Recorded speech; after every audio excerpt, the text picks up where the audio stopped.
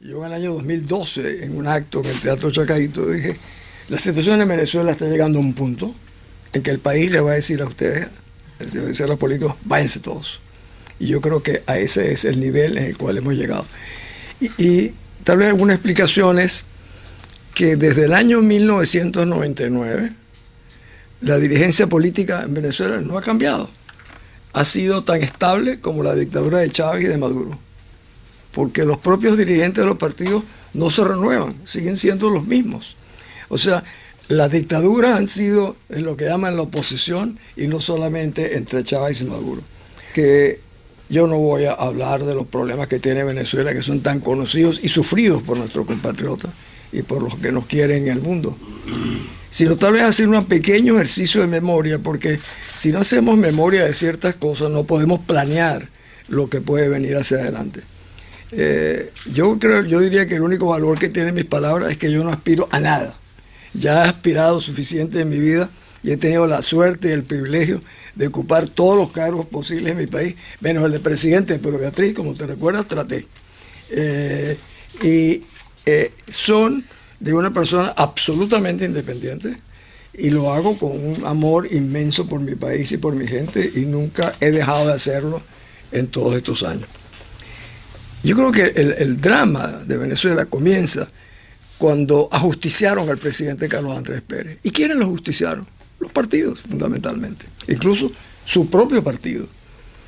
A un país que estaba en ese momento creciendo al 9%, en un plan de reformación convertido en una pieza admirable del concierto internacional. Yo me recuerdo porque yo estaba en el Consejo de Seguridad y Beatriz estaba con el presidente Pérez en Davos. Era la estrella. Porque Venezuela era la estrella. 3 días antes, en el Consejo de Seguridad estaba también el presidente Pérez reunido con los otros 14 jefes de Estado del Consejo de Seguridad. Y era para mí un orgullo que me desbordaba de que nosotros éramos iguales a cualquier país del mundo importante, porque estábamos creciendo, porque vivíamos en libertad, porque abrazamos las mejores causas de la humanidad. Ese país lo truncaron, y fundamentalmente sus propios partidos incluso, y luego hasta un expresidente, Caldera, que conspiraron todos para ver cómo detenían a este hombre, porque había logrado por segunda vez ser presidente de Venezuela. Yo le decía a los jóvenes cuando hablaba en las universidades en Venezuela, el golpe no fue a Carlos Andrés Pérez, fue a ustedes, fue a los jóvenes venezolanos, porque lo que se estaba construyendo era algo para el futuro de Venezuela, con el equipo de gobierno más joven que ha tenido el gobierno de Venezuela en toda su historia. Ahí comienza con el ajusticiamiento del presidente Pérez. En el 98, y recuento esto para luego poder hacer un par de conclusiones, en el 98 viene Hugo Chávez, un hombre que era ya, había matado gente en un golpe, era conocido por estas muertes.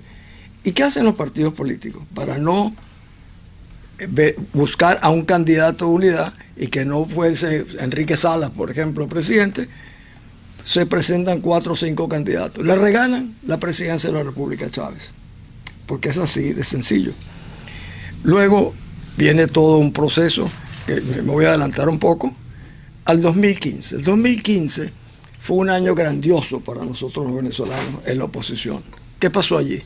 Hubo una elección para el Congreso Nacional y sacamos 2/3 partes de los votos. Algo realmente increíble. Es el momento de mayor unidad que ha tenido Venezuela seguramente alguna vez. Era una tarjeta que se llamaba MUD, tarjeta de la unidad. Yo voté por esa tarjeta y 2/3 partes de los venezolanos votamos por algo que se llamaba la unidad. ¿Qué pasó al día siguiente? Los partidos políticos agarraron una tijera y picaron la tarjeta y se dividieron de 20 para ti, 30 para ti, 40, y acabaron con la unidad el día que hayamos tenido la mayor unidad.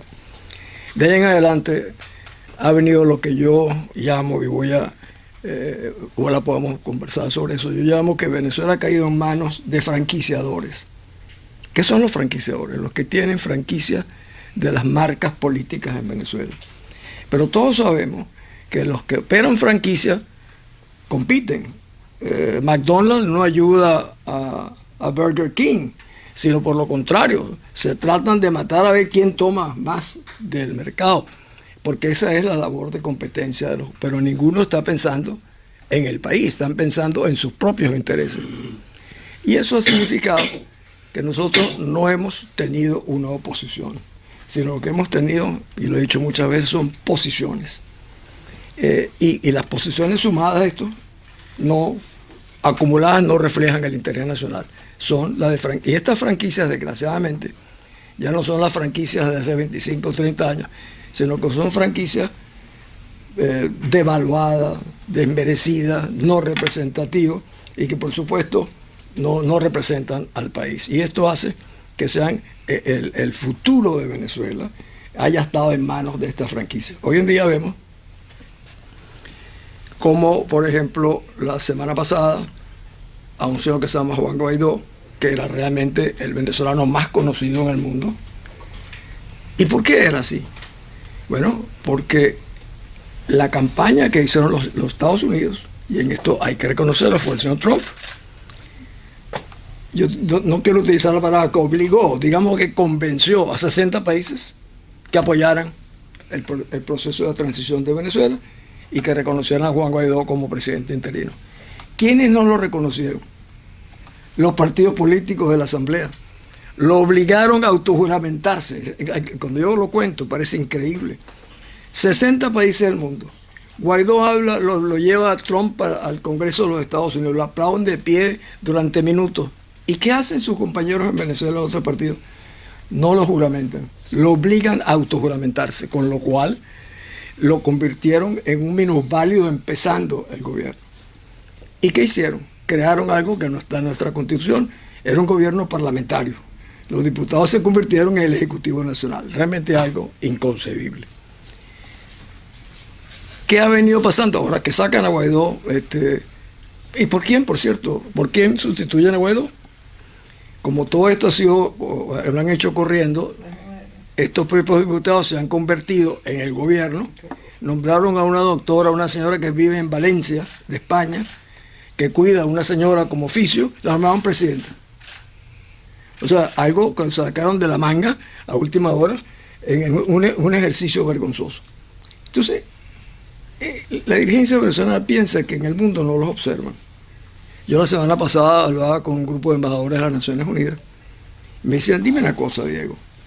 Tú te la pasas diciendo que Venezuela es una narcotiranía militarizada, un régimen dictatorial. ¿Y cómo es eso que tienen 20 candidatos para presidente? ¿Y cómo es eso que van a hacer primarias para unas elecciones el 24?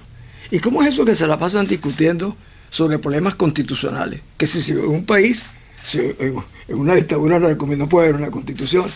En Venezuela ha llegado un momento en que las discusiones de la constitución nos impidieron, por ejemplo, en el momento de lo que llamaron el golpe de Carmona, no haber salido de Chávez hace 20 años, porque hubo una exquisitez jurídica. No, esto es una violación a la Constitución. Esto debió hacerse cuando Chávez había agarrado a la Constitución y la estaba pisando. O sea, ha habido un proceso de desconocimiento de nuestras realidades y unas interpretaciones a veces, para mí, inconcebibles. ¿Y qué está pasando ahora? En ese proceso de observación, la comunidad internacional, que nos había aprobado de tal manera, no nos ha abandonado. Nosotros hemos abandonado a la comunidad internacional. ¿Y cómo? ¿Por qué digo que le hemos abandonado? Por el comportamiento.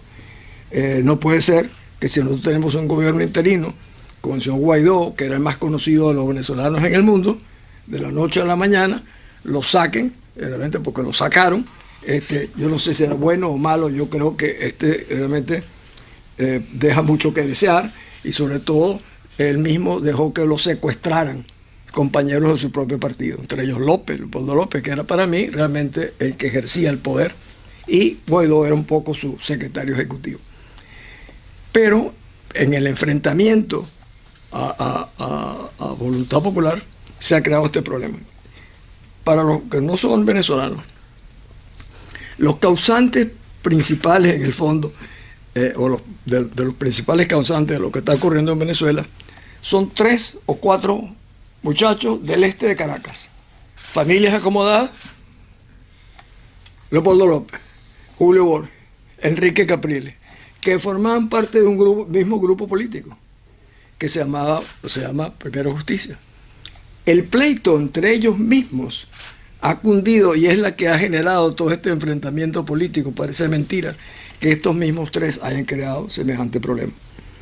Entonces, cuando yo digo que la comunidad internacional los observa, yo he estado viendo las declaraciones que hace Capriles sobre López, López sobre Capriles, Ramos sobre el otro, y es realmente vergonzoso, porque es vergonzoso no solo por lo que se dicen, sino vergonzoso porque el tema de la unidad no existe.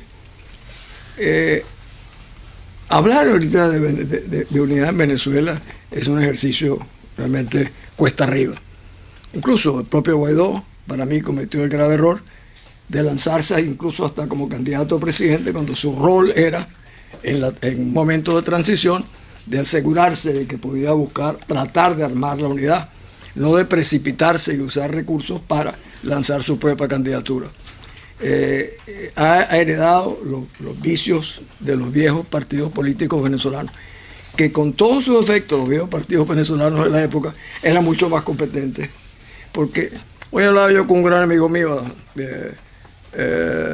Asdrúbal Aguiar, y él me decía un símil, me decía: recuérdate, Diego, que esta nueva generación de venezolanos no se formaron con mentores al lado de ellos. Nosotros nos formamos viendo gente mucho más importante, de más peso en el país, y que fue influyendo en los valores que cada quien de nosotros iba desarrollando o teniendo. Estos no, y realmente ha pasado a ser un proceso en el cual fueron desbordados totalmente por la realidad y desbordados por la ambición, no todos, por supuesto, pero ahora, ¿a qué estamos enfrentados ahora? Si nosotros queremos armar un proceso que nos dé, porque yo sí creo, y si no, no estaría aquí, de que nosotros saldremos de esto de una manera. Al régimen no se le puede decir que se vayan todos, porque al régimen hay que votarlo, no es que pedirle que se vayan. El que hay que pedirle que se vayan son una dirigencia política que realmente no es capaz de inspirar a la sociedad venezolana. ¿Por qué? Por su opacidad, por su falta de competencia. Y una sociedad que no es inspirada no se activa. Y una sociedad no activada jamás saldrá de esto. Yo creo, queridos amigos, que el día, mientras que los venezolanos no decidamos qué precio estamos dispuestos a pagar por tener la libertad, no saldremos de esto. Pero ese es un precio, no es gratuito esta salida, pero tienen que estar convencidos de que están dispuestos a hacerlo. Hablarle a la gente que está pasando más problemas en Venezuela del rescate de la libertad es un poco casi como perder el tiempo, porque la presión de las necesidades diarias de los venezolanos son tan grandes que hablarles de constitución, hablarles de libertad, la gente quiere saber cómo hace para comprar queso, pan, leche, o sea, son necesidades muy básicas. Entonces es muy difícil poder hacer una conexión real con el pueblo venezolano que no esté basado en cuestiones que algunos consideraran sin trascendencia, pero que para el 90% del pueblo venezolano es fundamental, y que sin eso no habrá una manera de poderlos activar y aglutinar. Yo siempre decía antes, cuando hablaba, y perdón, me voy a interrumpir a mí mismo, como decía Churchill, para mí, yo hablé durante muchos años, cuando manejaba el turismo en Venezuela, por ejemplo, como ministro de Turismo, para mí era una maravilla hablar permanentemente, porque hablaba de las cosas más hermosas de Venezuela, hablaba de un país maravilloso, y me da un gran placer hablar de mi país. Cuando estaba en las Naciones Unidas, porque defendíamos las mejores causas de la humanidad. Pero venir ahora a hablar de Venezuela es algo, les confieso, que me produce un profundo dolor. No me da ninguna satisfacción, ni me hace sentir ninguna alegría. Porque ver, hoy decía yo en el almuerzo, le decía al hijo de un amigo mío, que tiene 30 y tantos años, poco casi como mi hija Karina, y le decía, tú sabes cómo era tu país en el año 56, ¿no? Nosotros éramos 9 millones de personas. Éramos el primer país exportador de petróleo del mundo, el primero. Éramos el país cuya tasa de crecimiento económico más acelerado del mundo. Teníamos cero deuda nacional e internacional. Éramos el principal consumidor per cápita de las exportaciones de los Estados Unidos. Vivíamos en paz. Esa era la Venezuela. ¿Qué hemos hecho nosotros los venezolanos con esas oportunidades tan extraordinarias? Que yo a menudo digo que a diferencia de muchos otros países, nosotros tuvimos la bendición de que vino de arriba, de Alá, del cielo, del Señor, que nos puso una riqueza que los venezolanos no creamos, que los venezolanos heredamos.